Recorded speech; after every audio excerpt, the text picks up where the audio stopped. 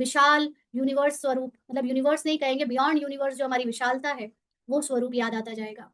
तो बाप की याद से कट निकलती जाएगी, माना पुरानी स्मृति, पुराने देहभान के लेयर्स उतरती जाएंगी। एक बाप के सिवाय और कोई याद ना आए।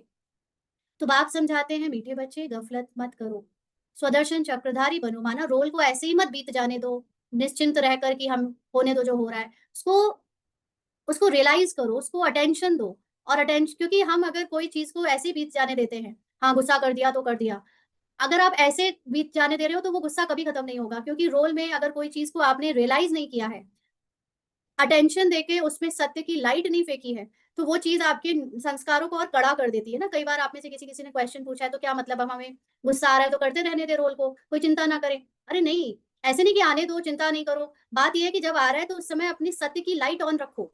आप नोटिस करो कि ये किसको आ रहा है, ये आप नहीं हो। उस समय अपनी आत्मा में टिको, और फिर उसके बावजूद आपके, क्योंकि कई बार ऐसे होता है कि हम लोग अंदर से अपनी आत्मा की स्मृति में होते हैं, लेकिन फिर भी रोल गुस्सा कर रहा होता है। फिर भी रोल में कुछ गलती हो रही होती है। तो इसका मतलब ये थोड़ी कि हम उस समय आत्मा की स्थिति में नहीं थे। आत्मा की स्थिति में होते हुए भी रोल गलतियाँ करता है कई बार। तो वो ये डायरेक्शन देता है कि उस समय तुम अपने को रोल मत समझो। अपनी न्यारी आत्मा की कॉन्शसनेस में रहो।